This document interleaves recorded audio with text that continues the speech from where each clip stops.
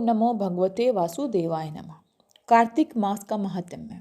इस कथा का श्रवण मात्र करने से ही मनुष्य के सभी पाप और दोष नष्ट हो जाते हैं और धन धान्य व सुख समृद्धि की प्राप्ति होती है। देवी सत्यभामा प्रसन्न होकर श्री कृष्ण जी से बोली, हे प्रभु, मैं धन्य हुई, मेरा जन्म सफल हुआ। मुझ जैसी त्रिलोकी सुंदरी के जन्मदाता भी धन्य हैं, जो मैं आपकी 16,000 रानियों के बीच में परम प्यारी पत्नी बनी। मैंने आपके साथ नारद जी को वह कल्पवृक्ष आदि पुरुष विधि पूर्वक दान में दिया था, परंतु वही कल्पवृक्ष आज भी मेरे घर लहराया करता है। यह बात मृत्युलोक में किसी भी स्त्री को नहीं पता है। मैंने इसको किसी को नहीं बताया, किसी से मैंने इसका जिक्र भी नहीं किया। हे त्रिलोकीनाथ, मैं आपसे कुछ पूछने की इच्छुक हूँ। आप मुझे कृपया करके कार्तिक माह की कथा विस्तार पूर्वक सुनाइए, जिसको सुनकर मेरा हित हो और जिसके करने में आप मुझ में हमेशा रहें और विमुख ना हो।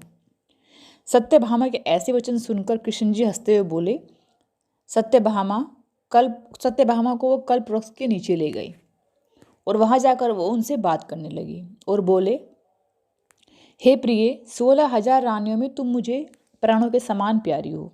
तुम्हारे लिए मैंने इंद्र व देवताओं से विरोध किया था। हे कौन्ते, जो बात तुमने मुझसे पूछी है उसे सुनो।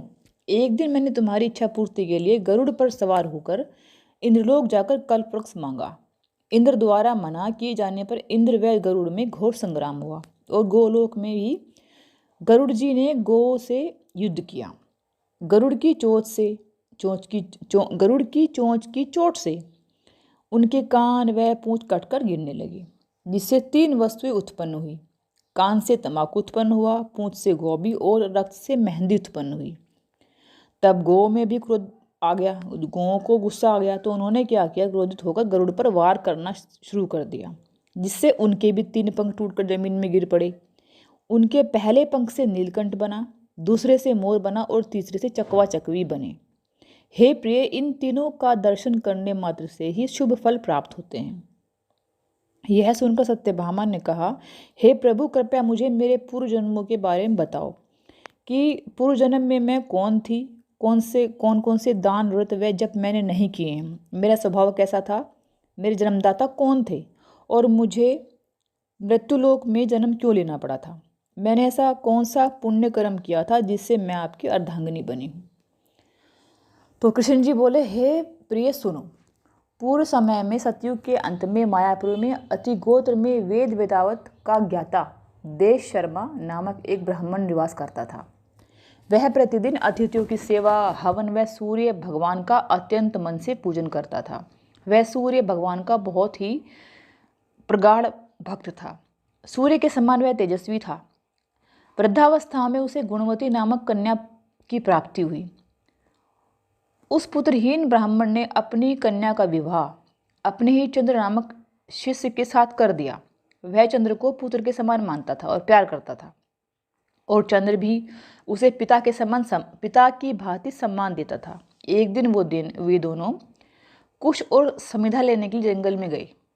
जब वे हिमालय की तलहटी में भ्रमण कर रहे थे, तब उन्हें एक राक्षस मिला और उसको देखकर वो दोनों भयभीत हो गए और उनके अंग स्थिर हो गए और वो वहाँ से भाग ही नहीं पाए, असमर्थ हो गए वो वहाँ से भागने में। तो उस राक्षस ने उन दोनों को मार डाला। चूँकि वो धर्मात्मा थे दोनों ही, उनके कर्म अच्छे थे, भगवान के पूजक थे, उपासक थे, इसलिए श्री कृष्ण के पार्षद उन्हें बैकुंठ धाम उनके पास ले गए, क्योंकि वो दोनों आजीवन ही सूर्य भगवान को मानते थे, जिस कारण वो दोनों अति प्रसन्न रहे और दोनों ही विमान पर आरूढ़ होकर सूर्य के समान तेजस्वी रूपवान चंदन की माला धारण किए वे मेरे भवन आए, तो वो दिव्य भोगों को भोगने लगे।